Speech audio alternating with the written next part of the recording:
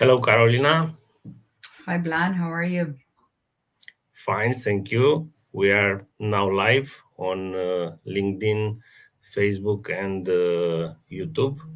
I'm glad to have you as a guest with a very interesting topic around breaking the glass ceiling and challenges for women in leadership.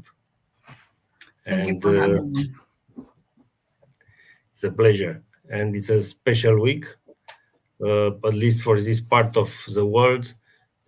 Yesterday we had the start of the spring and the Mersey Shore, and we finished this week with 8th of March, which is traditional International Women Day.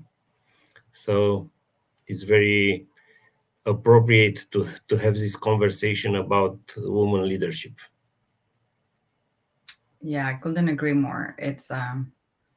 We need to, especially with this time of turmoil, we need to ensure that we can empower women as much as we can as well, um, and bring them to their thoughts and opinions right to the table. So it is a much needed um, initiatives that we need to create awareness around.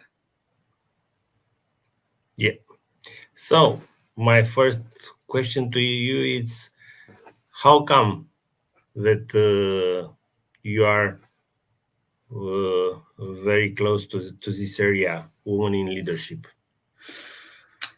Um, it is close to my heart. Number one, when as an immigrant in Canada myself, I was able to see throughout many years the need of ensure that different women's styles of leadership was brought to the table because we were able to bring a perspective that was different to the traditional leadership. And also, when we look at the data in regards to the number of women that have been able to being in any managerial positions or anything like that since 2000, it's really has grown very slightly. Um, it's only like 30% of the women that are actually in decision making positions in the workforce across the globe. And that's problematic in a sense that we're not letting women, and including myself, like all of us, because we're all part of it. Um, we're not hearing different perspective, and we're missing different views that could solidify and solve some issues, such as inclusivity in the workforce, um, and trying to understand what other people need as well. Um, so that's why it's really important to me, or one of the many reasons. Okay. So actually, I think talking with you will bring a very rich perspective because somehow we are connected with three continents. Hmm. You are coming from Venezuela, you Yeah, are living in Canada, and you have strong connection with Spain in Europe, isn't yeah, it? that's right. Yeah. Great. So um, one of the things that I have on agenda for our talk is to understand how to recognize and use own power as a woman. So one of the first steps is to be able to not only as a society, but we need to encourage women to get to know themselves, to really recognize what is it that their voice is trying to say. Through centuries, we have been trying to tell women, bring your voice down, let's just um, different comments such as, oh, your perspective doesn't is not valued, So we need to waken that up, kind of like when we're both in winter right now. So it's like in that spring sense of waken that inner voice, that each woman have, and that each perspective has value, um, because we all come from different worlds and different experiences, and that experiences have taught us invaluable lessons that we need to bring to the table. So by recognizing women's own power, we're allowing them to be themselves. Oops, sorry, my light just came down. Um, and be themselves within the context of what's around them and what's needed. Um, and that brings those different perspectives that are much more needed in a total fast changing world. So if we empower women to make decisions on the spot based on what they know and not what they should be doing, and taking that you should be doing, then they wake up their own inner power, and we give them self-esteem, we give them self-awareness, we give them a voice, which increase their visibility, which generates hope, and we become less fearless. We have, and that's in a sense, a lot of people, we have been taught to be fearless, to be fear, to have a lot of fear. So we need to have that inner voice that tells us you're good enough to speak up. Does that make sense to you? Yeah, it makes sense to me. I say hello to your dog, and I Yes. hear dogs uh, outside. I will leave only 1 second to close the window Okay. to be sure. I don't know if there was some noise hearing, but it's better with the window closed. I take the pause to tell our viewers that they can find more about your background in the comments, and also if they have questions to you, they can post comments either on LinkedIn, either on Facebook, or on YouTube, and we'll take question from each. Uh, it was an interesting uh, conversation that I watched today, and it was bring a discussion about women and men in a context that it doesn't make sense for me. Maybe it was more appropriate to think about gender fluidity, and also it happened frequently to have different discussion about women and men, differences or not. It's obvious that from uh, some physiological aspects there are some difference. Otherwise, we are uh, almost the same. However, I try to understand how you see things on this uh, aspect, differences or not, uh, what bring us together, or it is a gender fluidity, or how do you think will be better discussing about women, about men, about uh, all the gender fluidity in today context? Probably you are more facing such discussions than we are here in Romania. So, um, it's an interesting point because it is all depend on the context and it depends on the situation. So, um, one of the points, for example, it's when we look at it, how many women are we actually bringing to the table to be decision makers? So, if we just step out for a minute, we there is an old saying, I think, in a lot of languages across the world: you do what you see. And if we look at it, look without going too far, and I have the numbers here in regards to the UN members, like the women that have been leaders in the like within the world, the countries around the world that have been leaders on the countries of the UN. It's only been it's just under 7%.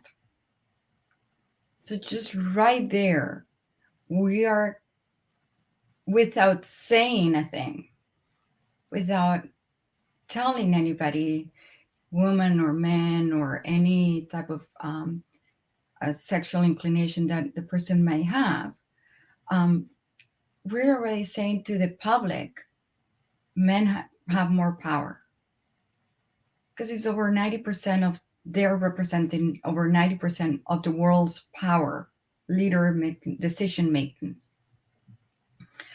Um, so just right there, that to me, that's something that is so visible and it seems invisible to the naked eye.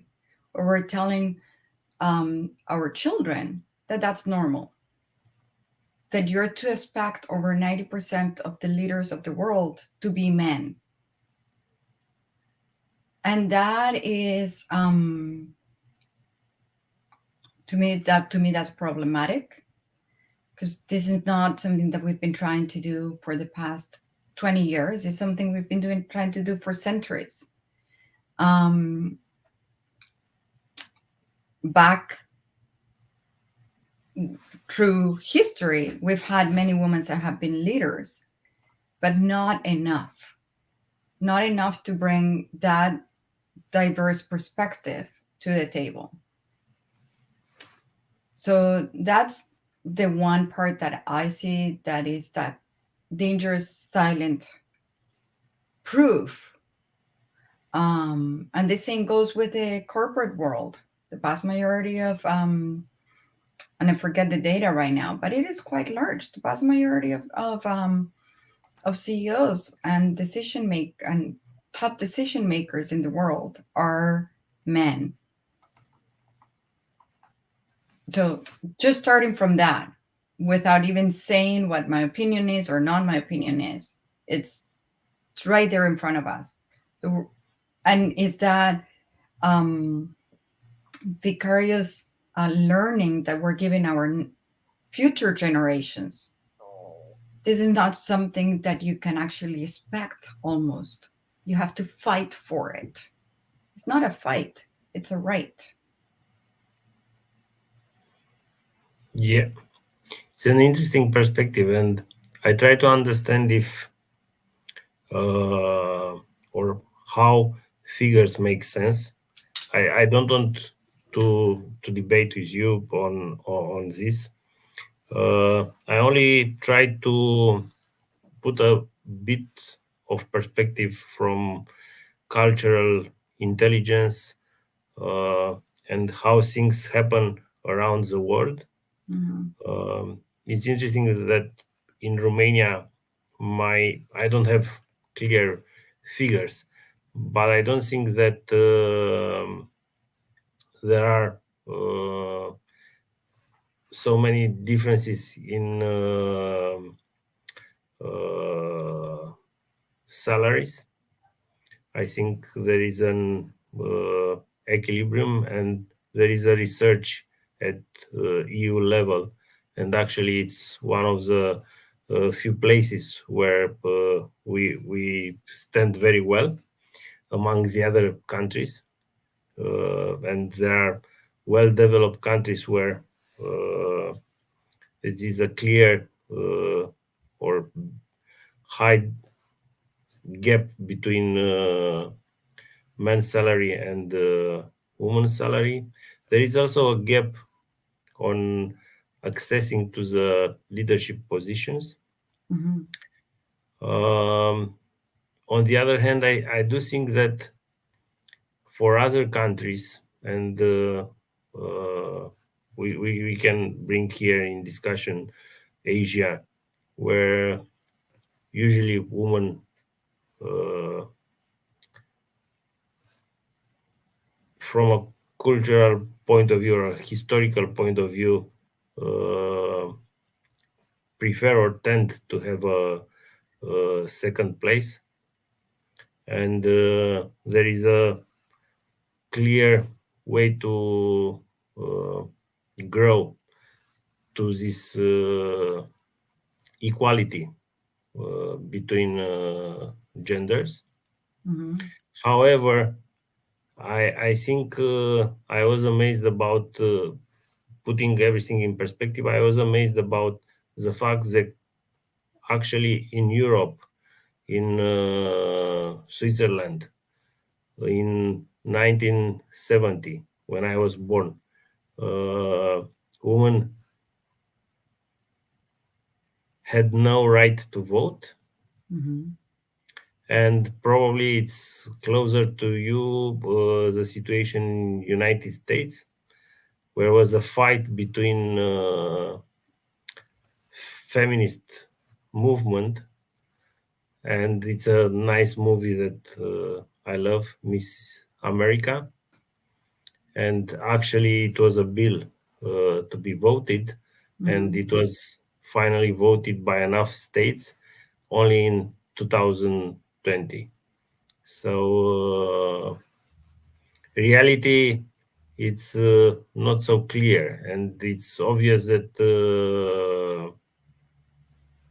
women need a stronger voice, and it's important to give them or to support uh, women movement. However, I learn about this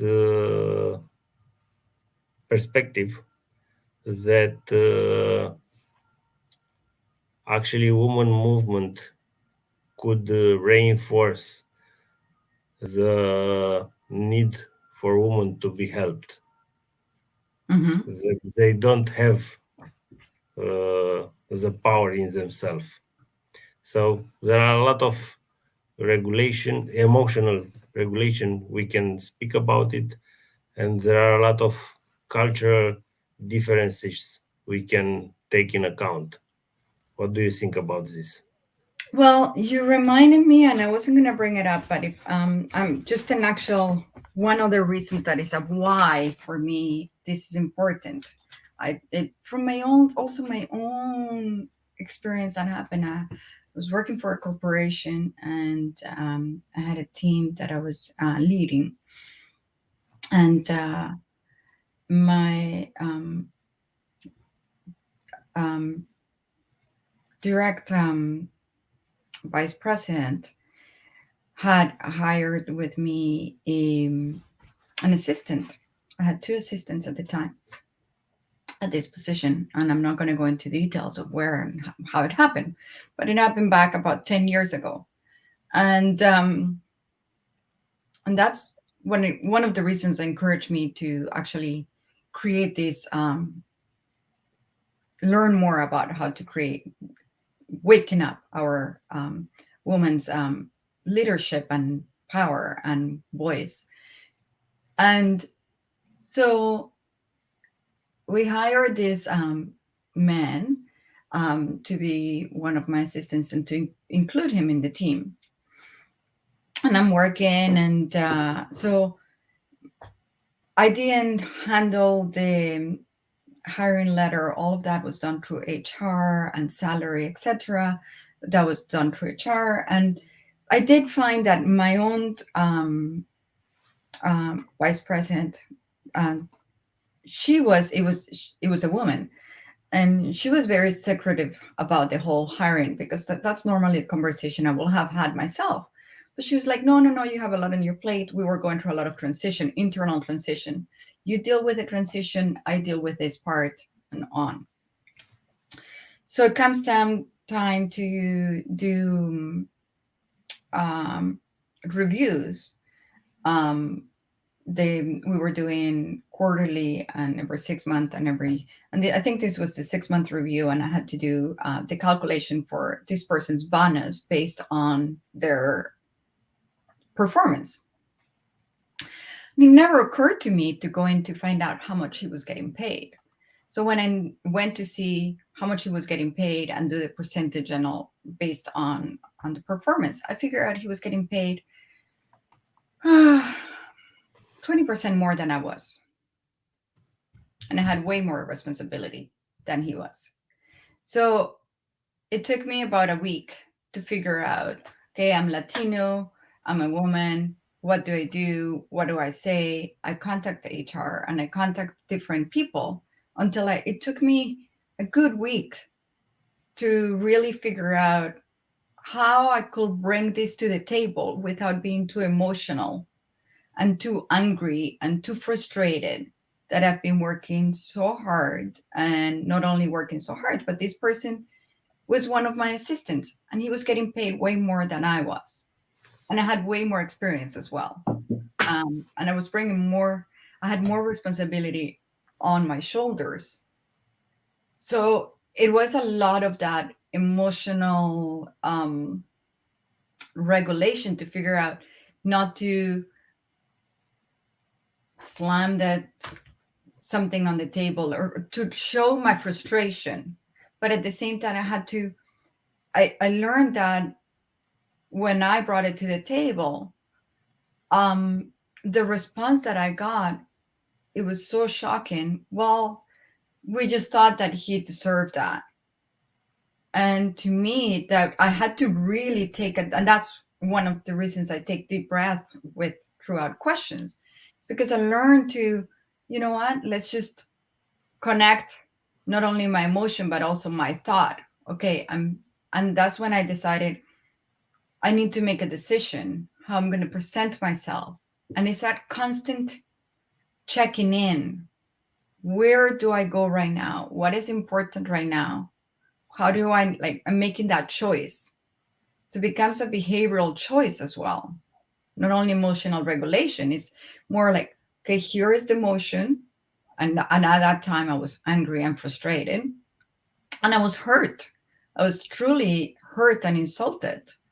Um, and that's where it's important, because we're always put into different situations um, that our emotions are going to act, are going to say, hey, I'm here. And there is tons of emotions.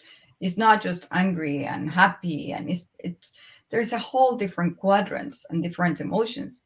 And depending also on the culture that you're dealing with.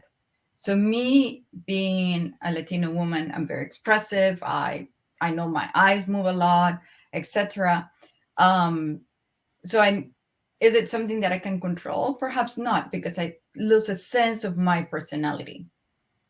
But if I learn to integrate that into the global context on how what I say or what I need to say, or give the person the time to finish their thought, etc., that just allows me to present my ideas without sounding too emotional or without sounding too intense or any of those negative derogatory comments that we hear. So that's why it's really important to include a reality and learn to recognize our emotions and that we have the right to feel them, and then present them in the context of who we are. Indeed. And this brought me to need to continuous learning. And I don't think that will be a magic switch that will give each of us the awareness of understanding ourselves, understanding the diversity and the different needs for each of us. So I was thinking, how can we learn to be better and to not just try to fix some figures in order to Mm. make the glass more shining. You said it right there. Not trying to fix. Um, it's about learn. It's almost being a continuous learner, um, and having the humility to know what the knowledge I have today might not be useful tomorrow. So it's always being open to learning something new, and that creates agility in our neural pathways. That creates agility in our emotions. Um, that creates that continuous need to really spark our curiosity, um, without getting into politics and all that. But what's happening right now, just in the Ukraine, that's just something that, oh, we need to learn now. How do we handle this? How do we support the people around us and those are in need in this situation that we're just coming from also a pandemic as well, and we're not even out of the pandemic 100%. So it's just all of it is so new, and it's almost like we're in a continuous ever learning process. So to do it is be curious, bring a lot of humility in regarding to, hey, perhaps what I'm telling you today, next week I'm going to learn something new, or somebody's going to be bringing me a perspective that is going to change my whole mind. It happened. I one of my the people that I respect the most, it's Daniel Kahneman. He's psychologist and wrote Thinking Fast and Slow, and he wrote that book as he was getting prepared to receive the Nobel Prize, because he felt that perhaps he had made a mistake, and he was just trying to figure out, is there something that I'm missing? And that is something that we always need to bring to the table to ourselves, and that comes from us. Doesn't need to come from society, doesn't need to come from a system. But if we create that awareness within ourselves, and that's why the power of our own voice is important, then we're like, oh, you know what, I'm not always have all the knowledge for to find solutions.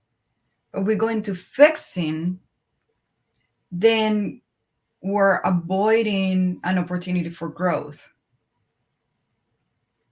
And evolution is growth. So that's why it's something that we just have to do on a continuum, um, and bring it really to our process of, um, in any aspect of our lives, not only our work, but as well in our own personal lives, um, and old society life as well. Yeah, I was thinking, listening to you, that actually one of the major roadblock is that we tend to uh, become a, a disruptive world, and uh, even if we realize that the change is constant, the world is complex. Uh, in this disruptive time, our emotions are troubled, and Hmm. we tend to complicate things, and it's our primary instincts that are popping up, and we erase all the learnings, and are conducted by instincts. Mm, they're conducted, yes, by instinct and by our fears, because it's normal to have fear, and Hmm. that's where the that emotional regulation is important, and recognize that we have fear. We have fear for our world, we have fear for our people, we have fear for the people that are being affected, directly and indirectly, and especially directly right now. So it's very horrible times. um, but that's where those of us that have been able to learn how to recognize our emotion, that's where we can just step in and say, yes, I have fear, but the opposite of fear is hope. And then if we bring the hope in, and if you just we say it right away, my body changes. And hope doesn't mean forgetting the reality, but it does mean, what can I bring to the table? Because as you said, our nervous system shuts down, and everything just goes into like a collapse. The blinkers go on, right? And we go like this. So essentially, we need to have a positive emotional effect in a wartime, and just say, what can I bring to the table? What kind of awareness, what kind of support, what part of the puzzle can I be in a situation that I'm perhaps not able to go in and do something directly, but we can always do something indirectly. And that comes from activating our hope, which is really important, in my opinion. Hmm. Yeah, I was thinking that what you said is that our reaction is to freeze, to fight, Hmm. or to flow, Flight, fight, fly. flight. Yeah, Yeah, flight. and actually, what we need is to stop, to center ourselves, Hmm. and to think, in order to uh, find appropriate actions instead of uncontrolled reactions.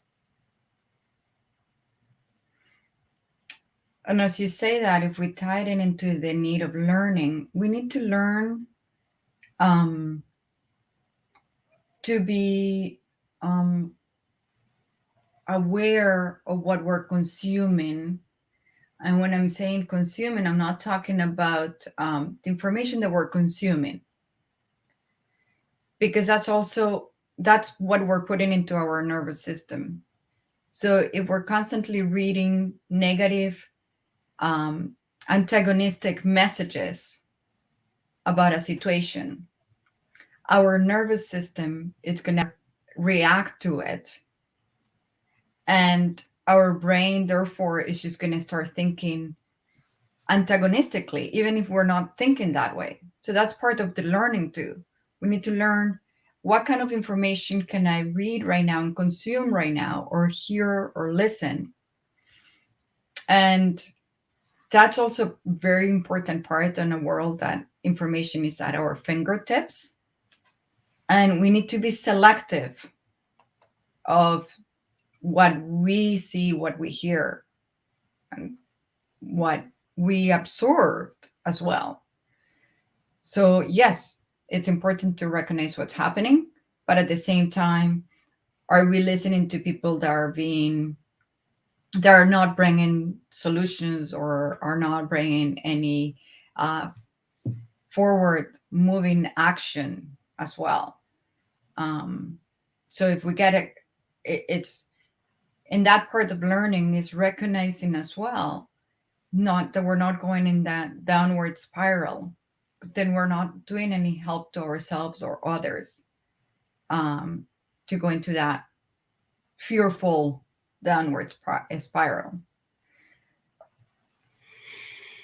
Mm, and I will build up on it, and I will bring coaching and mentoring uh, as an area where women are predominant.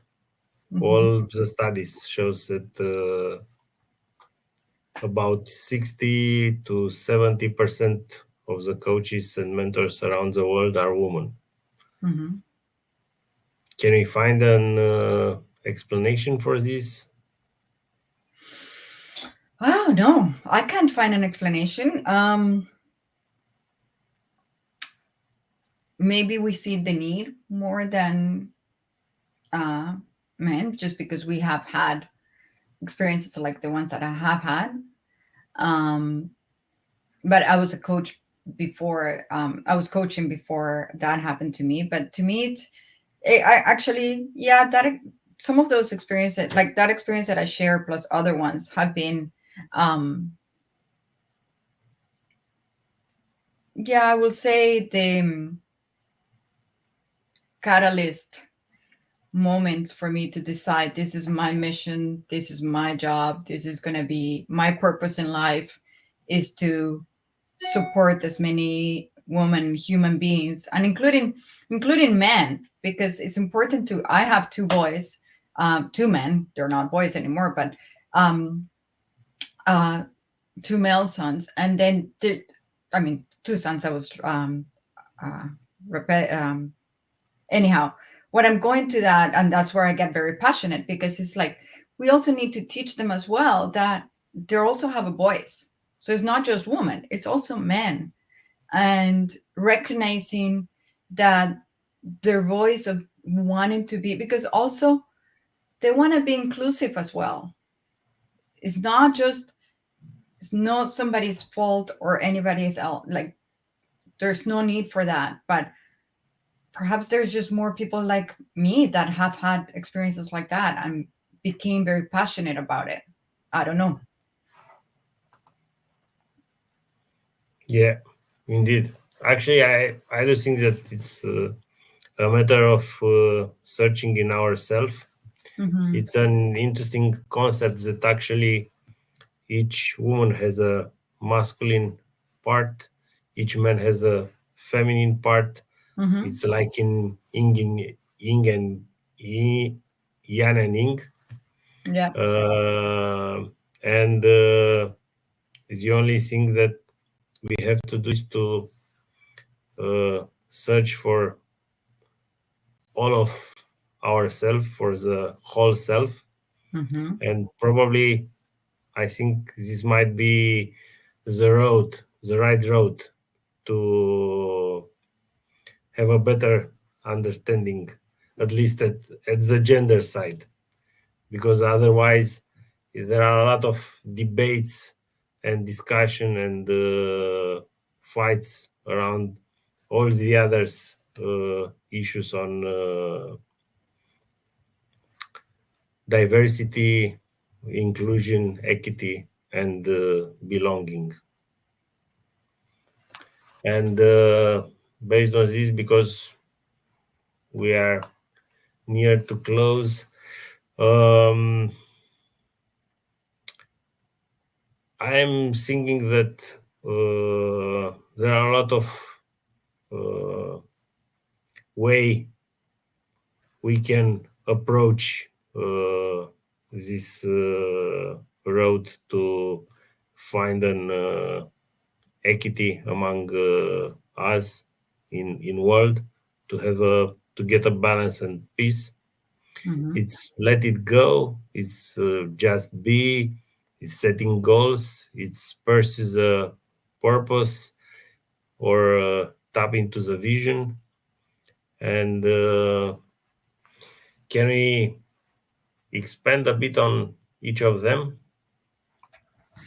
So, and I've said this to you before, but I'm just gonna. It all comes with intention. Hmm. So, if and you said if to make a better world and a better decision, it comes from the intention. And if the intention, I believe, you know this about me, but our audience doesn't know that. Perhaps it's all about love, and it's all about that return on humanity. So if we create our mission and our purpose and our drivers based on our internal values and what is really important to us, to some people is justice, to some people is integrity, to some people is inclusivity. There's many different values that we all have, but then the one word that to me comes is love, which is that acceptance, is that radical acceptance of what that person's principles and values are. And as long as it's ethical, and as long as for the greater well-being, that's where the return on humanity comes in. Is if we're thinking that our today's actions are going to have a positive impact on tomorrow, and as we spoke before, even 7 generations ahead, think of what your actions today, or our actions today, talking about us, will actually bring into the table 7 generations down the road. Let's just think about our future generations for everything that we do.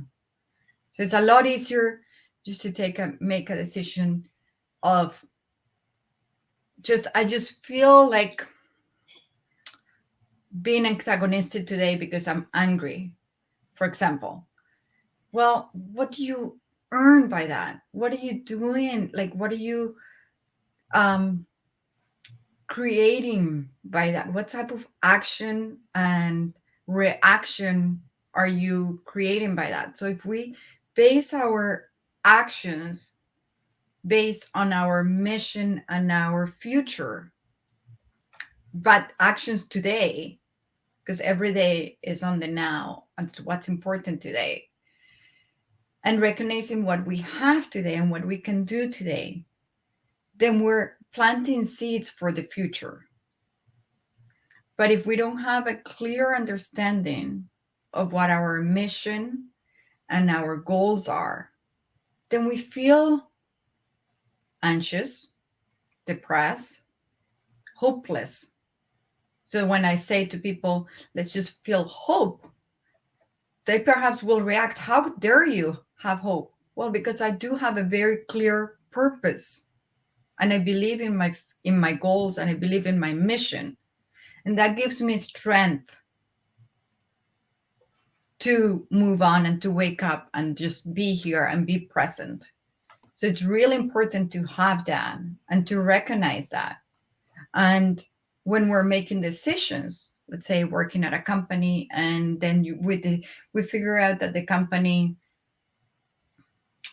it's deterring from what we thought it was their internal values, and they're staying away from our internal values, then we start having a discordance inside of us. Like we start having negative emotions because something is not really clicking. And we need to really recognize, oh, this is not clicking because it doesn't go with my values, doesn't go with who I am. So it's the foundations.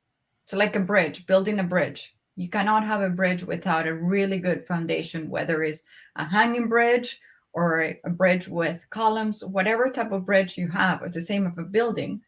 You need to have a really solid foundation. And that's our foundation. That's our driver. That's what gives us, propels us with clarity, um, gives us enough power to communicate our mission, our purpose. So it is essential. I think without it, it just creates a lot of negative emotions. Um, and if we top it up with the over information that we're consuming every day, that it makes it even more scary. And then we top it up with the horrific situations that we're living in the world as well. That even makes it more scary. So, how do we find even inner peace to take action if we don't have a solid foundation? So nice. I I noticed a change of energy for you when was about purpose, mission, and love, isn't it? Yeah, it is for me because and we've had this conversation, but it is for me. It's essential. It's the reason I do what I do every day. And without it, without recognizing, the day that I recognized and I gave myself permission that my purpose was love and return on humanity for myself, that day is when everything else was just, this is who I am, this is what I stand for, and this is what I'm going to move forward. And I recognize that my values, I gave myself permission, and that's why recognizing our own power, it's essential, because we recognize what's our mission. And it's not, oh, my purpose. Well, my purpose is going to change, but my mission, because my goals change. I reach a goal and then I move on to another one, and then I move on to another one. So, and life changes. We know how fast life changes. But if we have a clear mission, empowers us to move on. And then even a storm can come in and anything can come in, but nothing creates that internal shadow from our mission.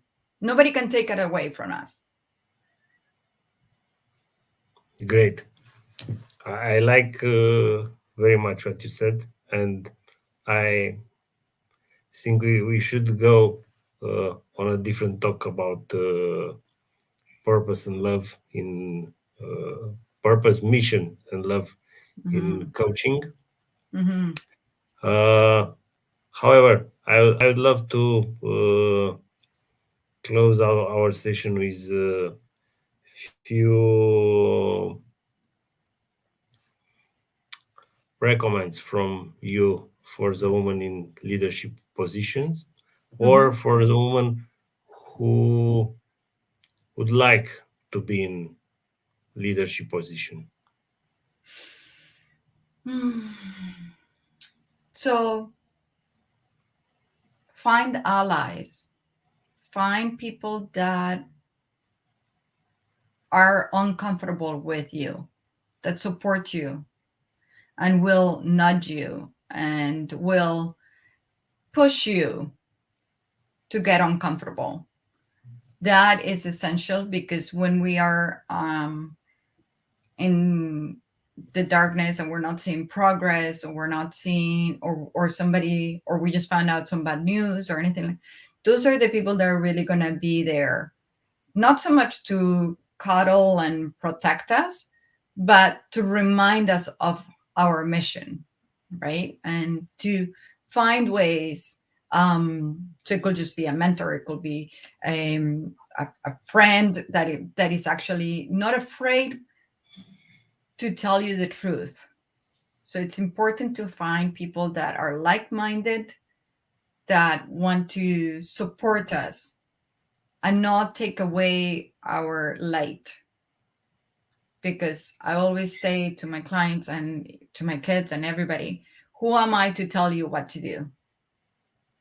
I can't tell anybody what to do. It's just each person, we all know what to do. It's just sometimes we just need like a scarf around us just to say, you can do it. So that's number one. Number two, give yourself time, silence, time to hear our voice.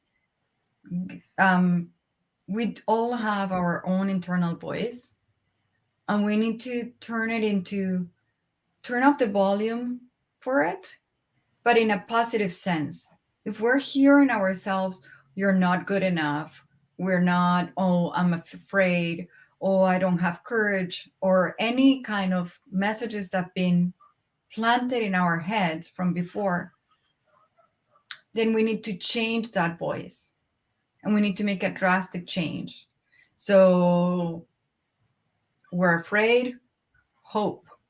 Um, I don't know where to start. Start with something. So it takes time to recognize your mission. It takes time to recognize where you want to go. It's not something that you want to figure out, that you're going to figure out one day, oh, this is my mission. No, it's something that with silence, presence, whether it's mindfulness, journaling, find what works for you. Um, the other one, it will be nourish yourself.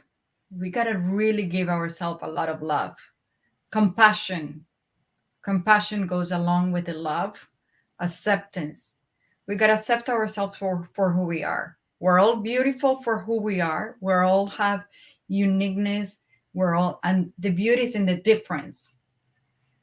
Um, and then just be yourself, which is hard to do in a sense, but learn to recognize your emotions. So we are always, if we give ourselves that silence and nourishment, then if our emotions are always changing, then we're like, huh, my emotions are always changing. I wonder where my emotions are getting wasted, and I wonder where they're getting a plus. So start getting a balanced reflection of, oh, I'm wasting a lot of energy this way, because our emotions will waste us energy. Um, there is example of, imagine a can of Coca-Cola that you shake it really fast, and if you open it, you lose some of that Coca-Cola just from opening it right away. But if you let the motion just sit and settle, in this case, it will be the Coca-Cola can. If you let it sit there for 5 minutes and you open it, you don't lose any of it. So recognizing that we're allowed to be rattled, we're allowed to be shaken inside and have a bunch of bubbles inside, and find, there's tons of techniques that you can find on YouTube and mindfulness and, I don't know, great, or anything, but just find it within yourself what works and start from there, um, and build community, because the power of two is way more important than just doing it alone. Doing it alone is, it's not nice. We got to find a like community. We need to find people that will encourage us, that believe in us. And it's not always the community that we have now. So recognize that. It was a great finish, and all you said are very valuable ideas to help us go further in a better way. Thank you very much for the time and being here. It was a real pleasure to have you. Oh, And thank you. I will take the advantage of recording to get a promise from you that we'll talk about mission and love with the other occasion. Absolutely. You can record that. That's my one of my favorite topics. Great. Yes. Thank you very much, and for you and people from your part of the world, have a great day because it's just starting. Yes. For us, will be a great afternoon, and for anyone who will watch the recording, we hoped you enjoy our talk. Yes, me too. Thank you so much, Vlad. And thank you, everybody. Thank you. It Bye. was a pleasure. Bye.